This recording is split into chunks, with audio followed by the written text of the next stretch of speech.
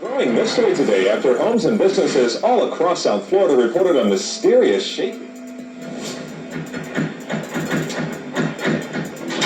Developing tonight, South Florida shaking. The rumbling felt from North Broward all the way to the Florida Keys. But we're told it wasn't an earthquake. Even down in Monroe County. Were we having these mini earthquakes? That was weird.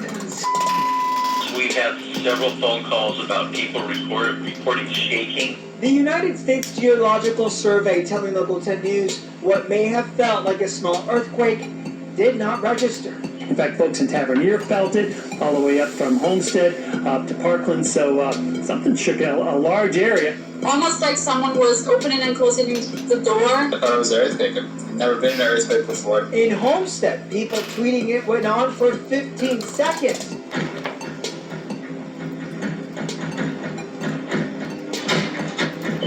And we did not detect any earthquake activity. What people are describing, the shaking that lasted around 15 seconds, does appear to be what some people are calling a sonic boom. But what exactly caused this? That's still a mystery. Well, did you feel it or did you hear it? That was the question everyone in South Baldwin County was asking this afternoon after something shook buildings and rumbled its way through the area. They described it as everything from an earthquake to a meteor. Now, the U.S. Geological Society is not registering any earthquake in the immediate area. Well, first thing I thought was a jet. Maybe a jet had crashed, and it wasn't a sonic boom because didn't sound nothing like it. I've heard that before. But the first thing I thought was earthquake. The house was shaking, and my daughter like, "Mama, you feel that?" And I looked at the curtain, and it was like, ooh. It did for like a good 10, 15 minutes. I'm like, did we have an earthquake in Fort Worth? It seems pretty crazy out there. Going to start with some breaking news. A 3.1 magnitude earthquake outside of Concord. It happened about 10 minutes ago, the epicenter near Concord. We just had an earthquake in Concord last week. Yeah, you guys, I just actually felt it here. I was getting ready to tape something for the station and felt the shaking. It lasted about 2 to 3 seconds and happening on the same fault that we had the earlier earthquake this week, which was a 3.6 magnitude. So this is smaller than the earthquake earlier this week. And now we don't hear too much about this fault. It's somewhat of a sleeper fault. And Europe's largest active volcano has erupted for the first time this year. Mount Etna sent lava and rocks high up into the area overnight. There is no risk in the local population apparently, except for a light dusting of ash, which blew over some nearby towns.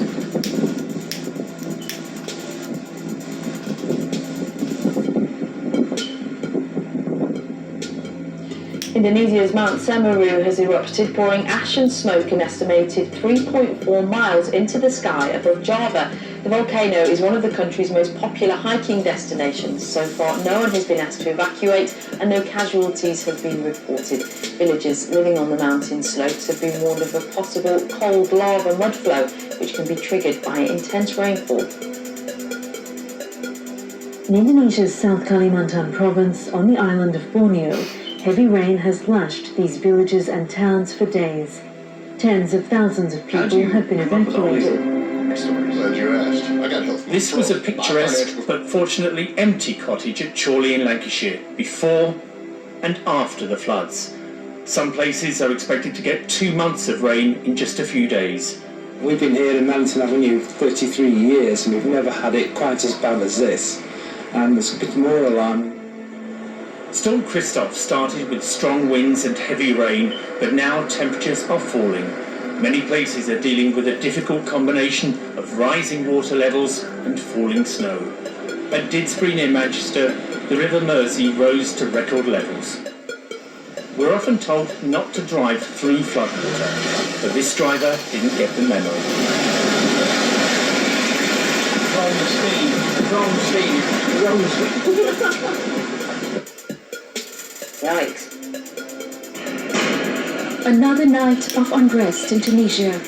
Young protesters raging against unemployment, poverty and police brutality in some of the country's poorest neighborhoods. That also include the state of the economy, joblessness, and police violence.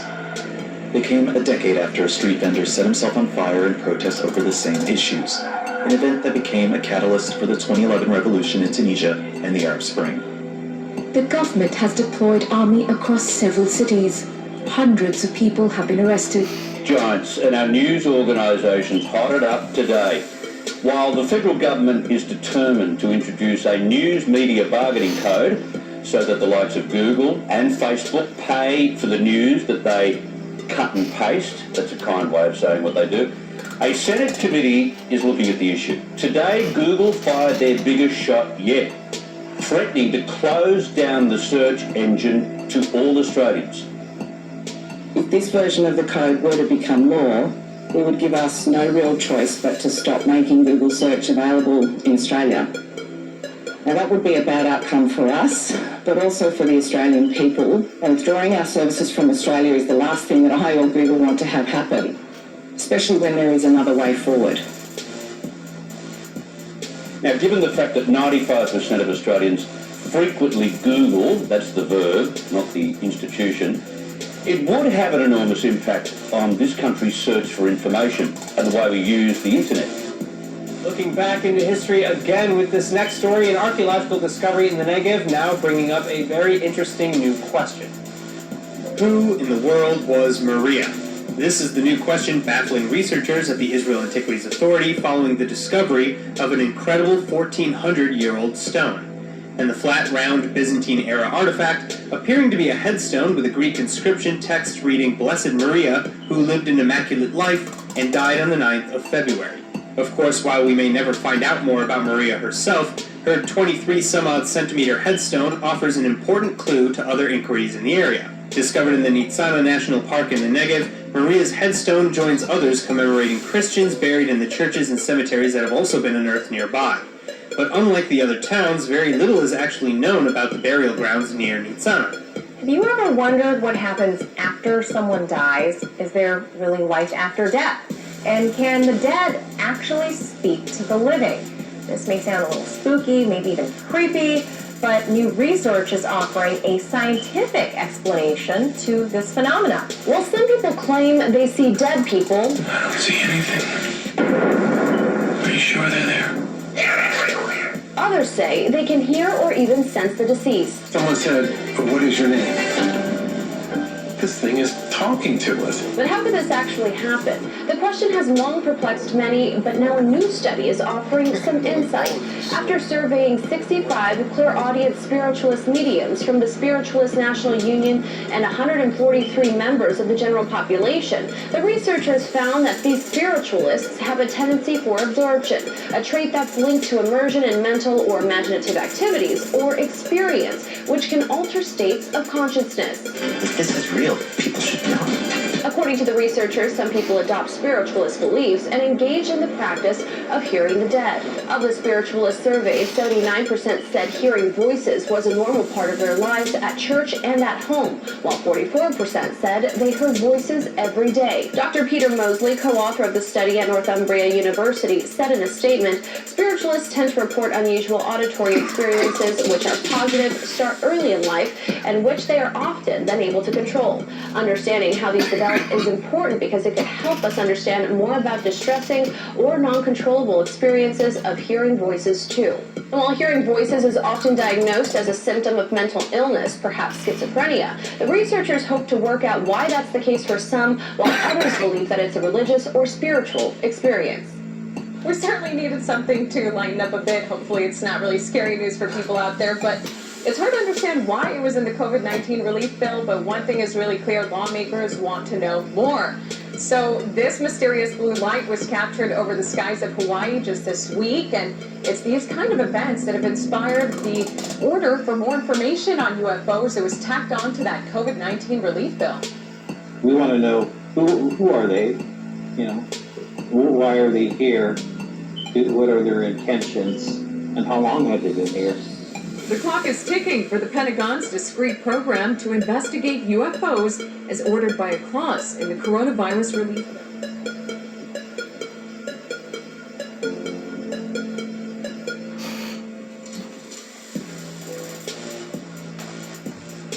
world news and Bible prophecy, pointing to the soon return of the Lord and Savior, Jesus Christ. Ezekiel 33, 1 through 11. According to the coming of the devil, is going to do a lot of crazy things. And just know it's happening. So we're going to skip the lies he about to spew and get to the truth, huh, y'all? That's what we do. Example, the federal government forcing Americans to wear masks won't prevent the COVID-19 virus from spreading. It's a bit like trying to force people And to the creators allow that devil to come, regardless of the that y'all been mandate, praying some people to. just won't comply. And then after he comes and does some messed up stuff, the creators going to send a good army to destroy them Enforce the mask order. and anybody who's down with them. Who will write the millions of violators their tickets? Perhaps they could be thrown into overcrowded jails. I guess we could always release more felons to make room for mask mandate criminals. Folks, you see how absurd this is? Authorities in Germany are already proposing that COVID-19 rule violators there be sent to detention camps. I wonder if they'll be forced to wear a yellow COVID-19 crown patch on their jackets. It seems Germany has been down that road before. It begins with the spreading of fear, and then the detention of undesirables, those deemed to be a threat to society. Is this the country we want? So you say it won't happen here in the USA, right? It's already being considered. It's like an approach taken out of Mao Zedong's playbook. Some liberal journalists and politicians are calling for Trump supporters and other conservatives to be deprogrammed. Listen to these comments from MSNBC's Eugene Robinson in a discussion with New York Times Magazine reporter Nicole Hannah-Jones. There are millions of Americans, almost all white, almost all Republicans, who somehow need to be deprogrammed.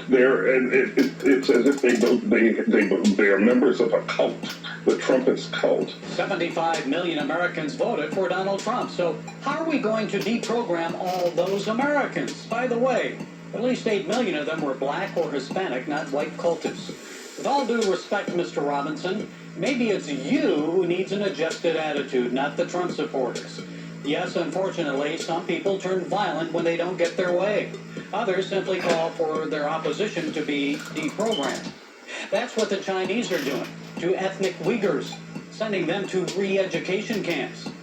If unchecked, extreme racism and obsessing over agreement and control leads to calls for re-education. Eventually, when that doesn't work, frustration festers and morphs into anger and hate. Those emotions can eventually lead to genocide. You see, it's a slippery slope. So how does America resist and find its way back?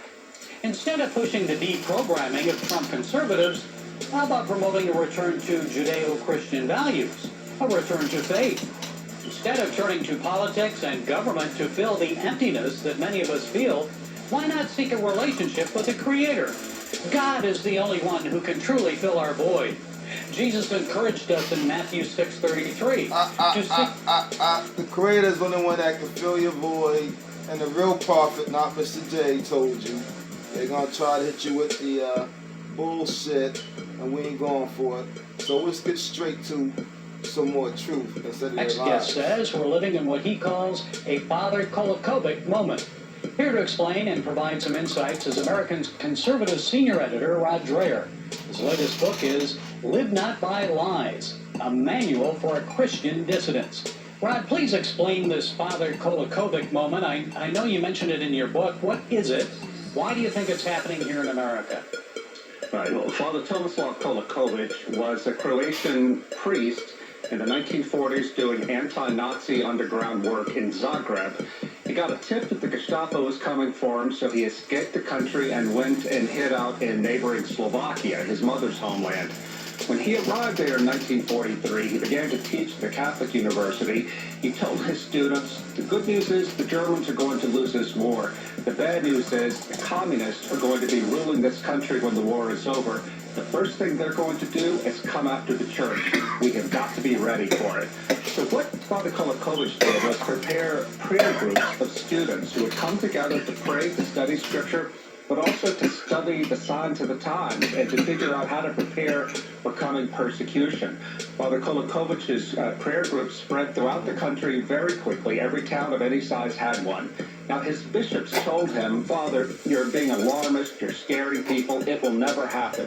But Father Kolakovich knew the communist mindset, and he knew what was going to happen when they took power. Sure enough, Gary, as soon as the Iron Curtain came down in that country, the communists came after the church with a stern, horrible persecution. The groups that Father Kolakovich set up were the backbone of the underground church for the next 40 years. I firmly believe that we're in a similar moment here in America now.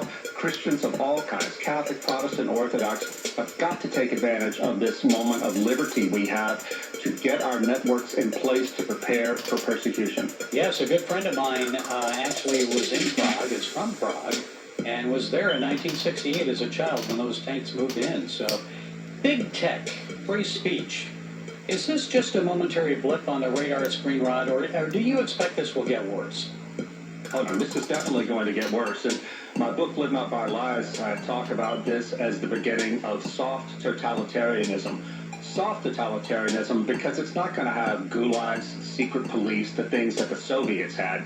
Rather, this is something that's going to be done mostly by big tech, limiting access to the economy and keeping it so that only those who conform with what the regime wants can participate in the economy. We're already seeing it happen now in China with the social credit system there, which only lets people who conform to what the government wants have full access to the economy and travel, good jobs, universities, etc. I think we are going to see an informal version of that happen right here in America, and the hammer is going to come down on conservatives and traditional Christians. So what do you think will happen in the days ahead with the Joe Biden presidency? Now, you mentioned soft totalitarianism. Are we advancing down that road under Joe? What do you expect? Yeah, we absolutely are. Joe Biden has already talked about how he's going to pass domestic terrorism legislation. We're going to see people designated as terrorists, people who have no interest in terrorism at all, who do not support violence, but who simply question the way things are done in this country, and they do so from the right. I believe that Christians, conservative Christians, are going to be targeted too, and there will be no discrimination between us peaceful conservative Christians and those who want violence. But here's an important point too, Gary. It's not simply going to come from the government, and may not mostly come from the government. It's going to come from big business and big tech, who will be using their freedom in our free market society to marginalize and oppress deplorables, which include political conservatives and religious conservatives. Well, we've even seen some of that already with the COVID-19 pandemic. If you are against wearing a mask, you become ostracized on by big tech. They'll even shut you down. So how does the pandemic play into all of this? Well, what the pandemic has done, and I should say that I believe the pandemic is real, but what the pandemic has done is accustomed us to being controlled. It has put us in a position and a mindset of fear and control, and where we can be open to being told what to do by the government. And I think that this has been a dry run, if you will, for greater control. And I think that insofar as Christians have not used this pandemic time, to prepare ourselves for the long run, for what it would mean to be faithful under a long period of oppression, then we have wasted our time. There's no more time to waste. Well, more on that then, Rod, as we wrap this up. Then how should conservatives and Christians, Catholics, evangelicals in this country respond to all this? What do we need to do? Well, I think the first thing we need to do is root ourselves as firmly as possible in our faith and in community. I was talking last night to an ex-military intelligence man, a Christian, who said that no Christian should believe that anything we say online or electronically mediated is safe. It will be stored somewhere. It sounds paranoid, but it's not paranoid. This is in my book, Live Not by Lies. What we have to do most of all, though, is prepare to suffer. We in the American church know nothing about suffering. We've had it good for a long time. I talked to in my book, Live Not by Lies, they know what it's like to suffer for the faith. We have to start learning from their experience and be prepared. In the United States, we join our fellow Americans in praying for President Biden as he leads this great country. At Alliance Defending Freedom, we believe that all people have inherent dignity and God-given liberty. We believe that freedom can only flourish in a society that cherishes and protects life, and where everyone can freely share their ideas, exercise their faith, and live together together peacefully, despite different beliefs, opinions, and backgrounds. Unfortunately, we know that the Biden administration has promised to implement an agenda that is in many ways at odds with these values and our God-given constitutional freedoms. I strongly support the Equality Act, and it will pass. It will pass. I promise you, if I'm elected president, that'll be the first thing I ask to be done. The Biden administration has promised to ensure passage of the Equality Act, a law that will erase decades of free speech and religious protections, compel Americans to express messages that violate their deepest convictions, harm women and girls, and undermine parental rights. What are your particular plans to protect women's reproductive rights in the U.S.? The only responsible response to that would be to pass legislation making Roe the law of the land. That's what I would do. The Biden administration has fully endorsed abortion on demand. They intend to increase funding for Planned Parenthood and to use our taxes to fund abortions, ensuring that our nation has some of the most permissive abortion laws in the world. During the COVID-19 pandemic, we've seen some government officials shut down and target churches who follow appropriate safety protocols, while leaving liquor stores, casinos, movie theaters, and retail stores open. Even though the church serves the physical, spiritual, and emotional needs of people in crisis. Instead of standing up for houses of worship, President Biden praised the very governors whose unconstitutional orders were struck down by the courts.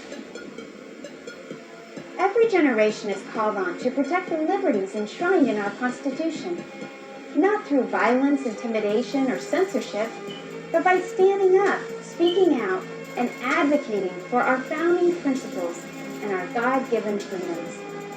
This is our time to stand together and protect freedom for ourselves and for the next generation. Office, let's talk about in detail what his first executive orders are. Just hours after the inauguration, Biden signed 17 executive orders with the primary focus on reversing Trump's actions on things like pandemic plan, environmental agenda, anti-immigration policies, and saving the crumbling economy. In this video, we will focus on each of these in detail and kind of differentiate how Biden's view on these policies is different from Trump's view. Talking about the pandemic, this is something Trump had not taken seriously. But on the other hand, this is something Biden had talked about from the very first day. In that case, he has appointed an official COVID-19 coordinator that aims at gearing up the nation's response to the pandemic. Biden is making strong policies. He is requiring social distancing and is making mandatory for all federal employees on all federal property to wear masks. In addition to this, he is giving people something to talk about. He is giving a 100-day mask challenge that can, in my opinion, really prompt people to continue wearing masks. And most importantly, he is reinstating ties with WHO. Now let's talk about immigration. This is the second most crucial area to deal with. Actions are being taken for childhood arrival program protecting children brought in by immigrants that are known as dreamers. Another executive order administration's plan to exclude non-citizens from the consensus count. He also plans on reversing aggressive efforts of deporting unauthorized immigrants. Talking on similar lines, Biden has also ended the so-called Muslim ban which blocked travel to the United States from various Muslim countries. He went as far as addressing the harm caused by those who were prevented from coming to US because of the ban. Now Biden is doing something that would really aggravate Trump. That is, he has halted or called off the construction Mr. Trump's wall with Mexico. Now let's talk about climate. Trump seemed to be a very conservative member who really focused on the contemporary things like climate. However, that is not the case with Biden. Biden has already signed a letter to re-enter US Paris Climate Accord.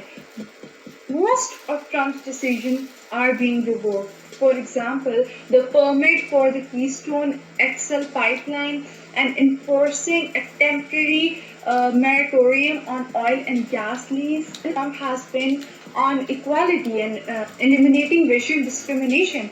And he has started this by reversing 1776 Commission report, which according to Trump distorts the image of slavery in US. He also appointed Susan Rice to root out the systematic racism. It looks like that Black Lives Matter movement has really played its role here. As we already know, the economy is on the verge of collapse. This is mainly because of COVID-19. However, he has a plan to tackle it. From the very beginning, he plans on pushing the student loan debt. But is that enough? Is Biden moving towards a right direction? Would this mean a better America, a greater America? What are your thoughts on it? Please let us know in the comment section below. Thank you.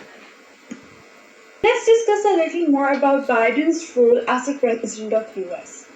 As it appears that Biden has taken climate change a little more seriously than Trump, which has resulted in Biden cancelling one of the major projects that was signed in Trump's era in 2017, which is Keystone XL oil pipeline project.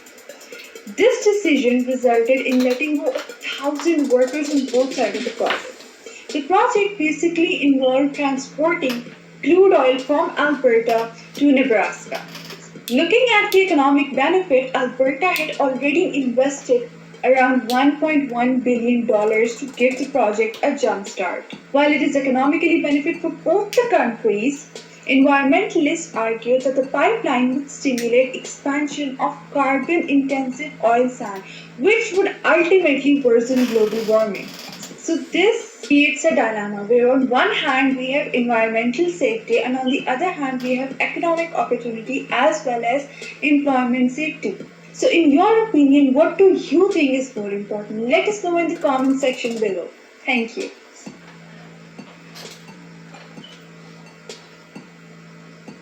If I end this video, I just want to let you know that we are to serve the Creator and nobody else. Again, we are to serve the Creator and nobody else. Drop all those names. All the names are pagan. Even the prophets are pagan. The names of the prophets, they tell you it's pagan names, not the real names. Times and dates are messed up. They had 1,000 years to our timeline, and the Bible warns you about that. Read up on it. I've been warning y'all for a long time. So with that said, all praise to the Creator and nobody else. And peace and love, everyone. I love all you, my brothers and sisters, and I love everybody. I hate sin, so please, everybody, you shouldn't sin, especially at this time, due to the fact that it's crunch time and ain't no telling when the devil gonna pop on the scene and the Creator gonna let judgment happen, which is gonna be soon. We know that. So please behave yourselves. Peace and loves. And make sure you get my live tonight, because it's gonna be a good one.